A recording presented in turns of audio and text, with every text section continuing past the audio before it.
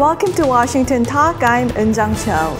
The U.S. lead negotiator on North Korea offered new inducements for Pyongyang this week. Mr. Steve Biegun gave a green light to a number of inter-Korean projects and announced plans to reconsider restrictions on U.S. aid workers' travels to North Korea. Now, how will North Korea respond?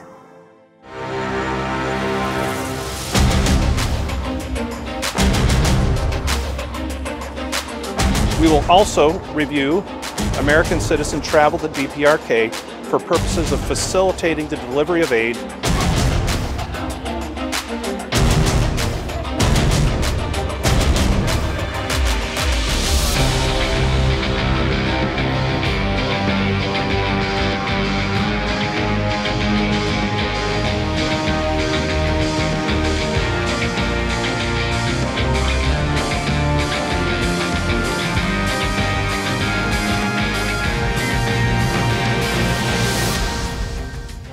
In the studio with me today, Mr. James Schoff, a senior fellow at the Carnegie Endowment. Mr. Schoff was a senior advisor for East Asia policy to the Secretary of Defense. Also joining me today, Mr. Frank Jannuzi, president of the Mansfield Foundation and former advisor to the Senate Foreign Relations Committee. Welcome to the program. Good morning. Good morning. Now, Special Representative Biegun gave a green light to a number of inter-Korean projects and also said that he will review, the U.S. government will review the travel ban and allow the humanitarian workers to enter into North Korea. So will this give a breakthrough to the current stalemate? Well, I'm always glad to see a U.S. government official return to closer to what has been long-standing U.S. government policy, which is that humanitarian aid decisions, especially things like tuberculosis treatment or food for the hungry or outreach to the poor, should be separated from politics. So I think the intrusion of the political dynamic into the aid issue with North Korea was a mistake from the beginning. And I think this new announcement by Steve Biegun does indicate that the Trump administration seems willing to restore viability to some of this humanitarian outreach. But I don't anticipate that it'll have a big impact on the negotiations. I think the North Koreans also would prefer to keep these issues separate from the denuclearization question. And frankly, the amount of aid and engagement we're talking about is not on a scale that is large enough to really significantly affect North Korea's thinking about their future. Mm-hmm. Well, I think the near-term good outcome is has more to do with U.S.-South Korea relations right now, not necessarily the negotiations with North Korea. We've been under strain in terms of the Moon administration wanting to lean much farther forward on various inter-Korean projects and really trying to get the United States to be the one to make concessions or somehow reconcile with North Korea on some of these issues. So that's good. It's still not clear to me, though, how much some of these green lights are very short term. So they mentioned the railway project groundbreaking ceremony. But what about the railway project, kind of long term? I haven't seen much discussion about truly kind of structural exemptions for these sanctions, and many of them are not up to the United States alone to decide either. So there's a limit to how far that can go. So, Frank, Special Representative Biegun, he said he hopes the discussions will enter into the next stage of denuclearization and then also set up for the next summit between U.S. and North Korea. And Secretary Pompeo also this week said that U.S. is hopeful that the second summit will be held not too long after the first of the year. So why do you think U.S. is very hopeful and anticipating about the second summit? Well, Eun-jung, I believe that what Biegun is trying to do is to fulfill the president's wishes. And Trump has made very clear that he believes that this high-level engagement is essential to moving North Korea along the path toward denuclearization. And while there are many people in his government who support that goal, I think there's also a strong belief in the State Department, as well as the Pentagon and elsewhere, that such a summit meeting should be very carefully prepared. So Biegun's visit to Seoul, I agree with Jim very much. It was, first mission was to make sure that the U.S. and South Korea are on the same page. But then the signaling to the North is that we are really in earnest our president wants to meet with Kim Jong-un again, that he hopes that there can be real progress, tangible progress on denuclearization that comes out of that meeting. But then the U.S. government is also sending the message to the North. And by the way, if you want that summit meeting to be successful, you need to sit down with us at the working level so that we can prepare. And I hope that happens. But I'm concerned that so far the North has been quite reluctant to meaningfully engage with Ambassador Began. Well, and it's interesting to me that because we have the recent instance of North Korea kind of coming out with a KCNA editorial really clarifying what denuclearization means of the Korean Peninsula, meaning it includes steps by the United States and sanctions relief early on as part of corresponding measures. So in the lead up to this potential theoretical summit, both sides are setting the bar relatively high. The U.S. has been sending signals that if we have a summit, we really need detailed roadmap of denuclearization. We don't necessarily need a declaration up front, but soon thereafter we will. So really setting the bar high. And now you see North Korea coming back saying, that's not what our understanding of what a summit would be. We have a long way to go in building trust first, et cetera. So that could delay progress toward a summit unless there's some meeting of the minds there. So yeah, Jim just mentioned about that statement. So is North Korea, as Jim said, just setting the bar high by saying this, or is North Korea saying that it will not denuclearize? Well, on the one hand, there was little that was truly new in that statement. You can trace back years, even decades, similar statements out of North Korea that have either hinted or stated openly that denuclearization should include removal of what the North considers to be the U.S. threat, and that threat is sometimes very broadly defined to include U.S. forces in the region, in Korea, Japan, and Guam. Sometimes it's more narrowly defined in terms of a nuclear threat, but always the North Koreans insist that moves on their part in abandoning their nuclear weapons program should be met with comparable steps, corresponding measures, if you will, by the U.S. I think what was significant about this most recent statement is that it does remove some of the cloud of ambiguity about what the North Koreans are thinking of when they talk about denuclearization of the Korean Peninsula. And what is revealed, unfortunately, is that there's a wide gulf between the U.S. definition and the North Korean definition. The North Koreans are including a very broad definition of the U.S. threat. And the U.S. side is really focused on the North Korean nuclear program, which is illicit, has been defined by the UN as illicit. And the U.S. has no intention, as far as I know, of significantly altering, their overall force posture in the Pacific in order to accommodate North Korean concerns. So yeah, we all knew that that was North Korean interpretation of denuclearization, but by North Korea specifically saying it out loud at this point, does that mean that the negotiations between U.S. and North Korea came to a dead end?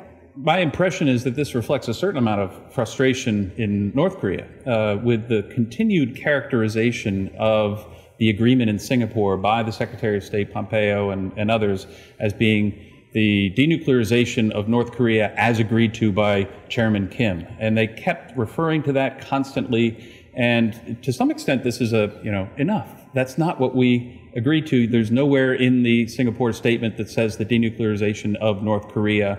Yes. And I think there's an element of trying to push back on this characterization or almost the feeling that the United States is trying to move the goalposts and change the nature of it. Some will interpret this, of course, to mean that North Korea is finally being upfront about the fact that they have no intention of denuclearizing at all. It calls into question the assurances by President Moon earlier that this time he's really serious. So that's tension is still there. But I agree. I don't think it's time to give up on this process. They're just saying it's not going to be quick and easy. And the way you have been describing it, you really need to engage us in this disarmament talks of sorts. Is there a credibility issue with the South Korean government now? Does the Moon government have to step in and kind of explain their interpretation of North Korean intentions so far? I don't think so. I don't think President Moon has misrepresented, what he's heard from Kim Jong-un. But I think it's always possible to hear the same words and interpret them differently.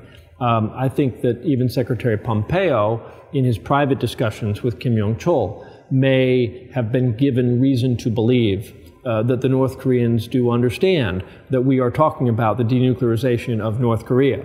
But for the U.S. to assert that publicly is something that invites, as Jim pointed out, North Korean pushback. I think Moon Jae-in believes that North Korea is serious about improving their relationship with the United States, and I think he's faithfully communicated that message to President Trump. I think President Moon may have glossed over some of the dirty details about how hard this is going to be, how North Korea is going to insist on important corresponding steps by the U.S. So you're an expert in congressional relations, and Senator Cory Gardner, in response to the North Korean statement, said the potential summit is dead on arrival. So what is the sentiment in the Congress right now regarding continuing talks with North Korea? Well, I think in my 15 years working on Capitol Hill, I learned that you can never overestimate the skepticism of Congress in trusting the word of North Korea. And I think many members of Congress are deeply skeptical, partly through experience. But I think it's premature, very premature, to label this process as somehow dead or dead on arrival.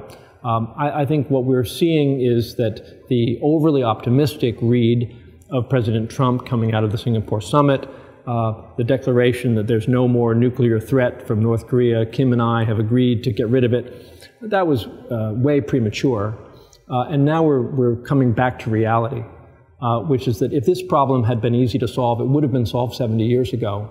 And the Congress will support the president, I believe, in his engagement efforts, but they're going to remain skeptical. And they're going to demand verification. They're going to demand, careful scrutiny of what's actually happening on the peninsula. Jim, I want to come back to the travel ban. So do you think there are other reasons other than giving a new life, breathing new life into the denuclearization talks? Are there other reasons why U.S. government has decided to review this travel ban, do you think?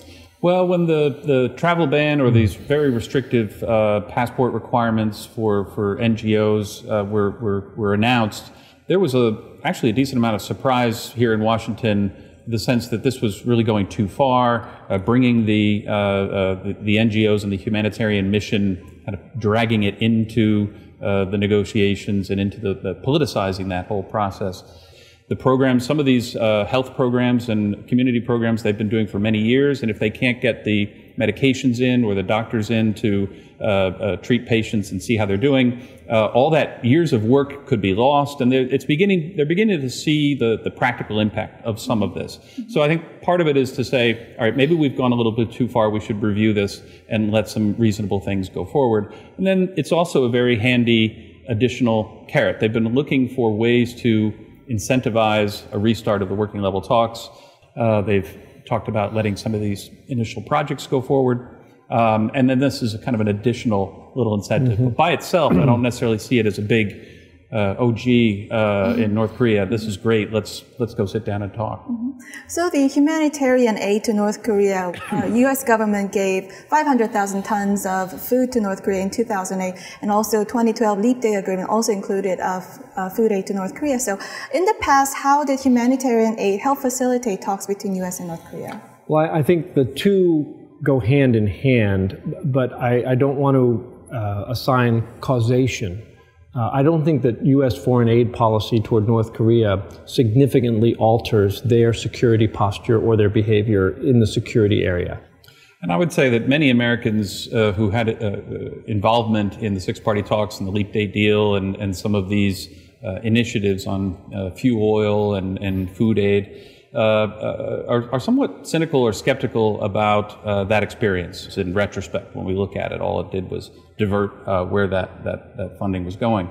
So I think, and I think some people in the administration are beginning to think that maybe infrastructure investment is a better incentive than food aid or humanitarian aid. Of course, humanitarian aid has its role, but infrastructure at least does not necessarily, you can have contractors from other countries, from South Korea, in doing the work. You're not necessarily giving fungible resources that line the pockets of the regime. So that could be a better incentive long-term than just food aid. Mm-hmm. Well, we'll have to end it here and watch video for our next discussion.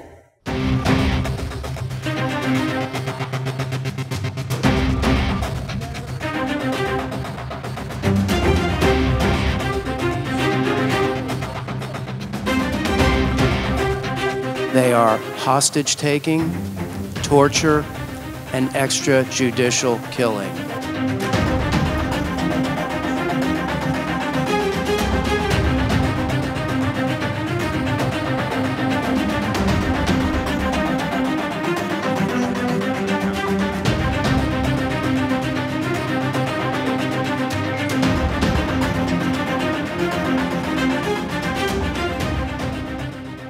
The parents of American college student Otto Warmbier filed a $1.1 billion lawsuit against North Korea.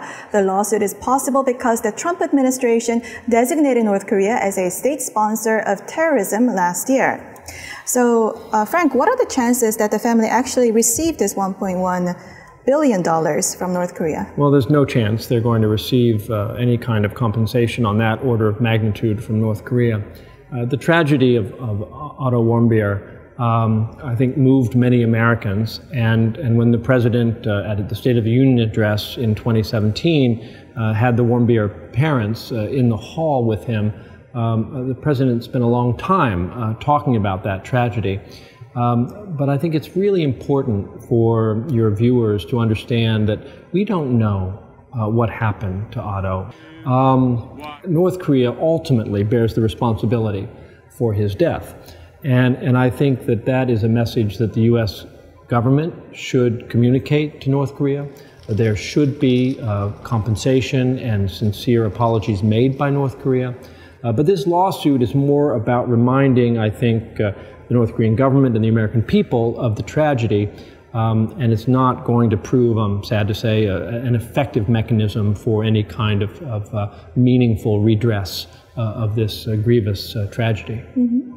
So, Jim, U.S. government mentions Mr. Warmbier's name a lot recently, even in sanctions announcements. So what does Mr. Warmbier come to symbolize in the United States? Well, certainly, I think in the beginning he really did symbolize this the face of the cruelty of the North Korean regime in power right now. He should never have actually even been detained in the first place. If he had done something wrong, he could have just been deported. So it was at a moment of maximum pressure when the Trump administration was really trying to put pressure on North Korea. That was a human embodiment of that reason for applying that pressure. I worry a little bit now that he's coming to symbolize a lack of attention on human rights issues by the Trump administration. Congress certainly is staying very focused on this. The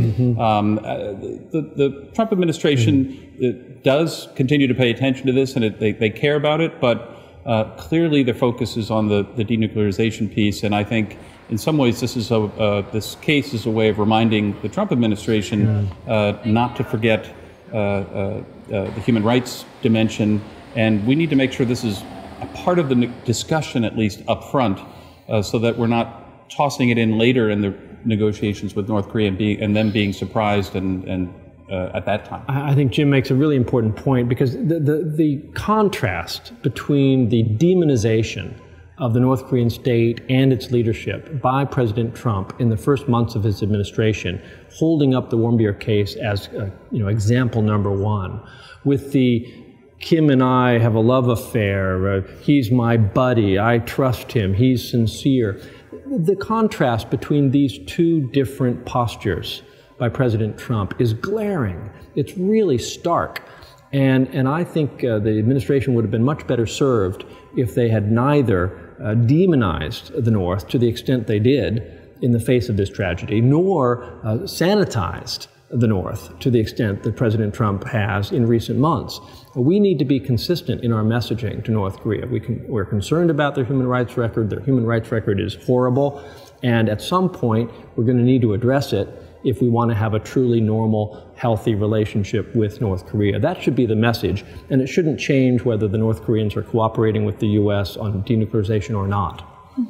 I want to push back a little bit on that because apart from President Trump having a good relationship with Chairman Kim Jong-un, I think U.S. government has been very consistent in expressing concerns about Mr. Warmbier, and the prime example is mentioning his names in all these announcements and statements regarding North Korea. It matters, though, at what level. I mean, I don't disagree with you, Yoon Jong. You raise a good point that at the working level, the case has never been completely forgotten.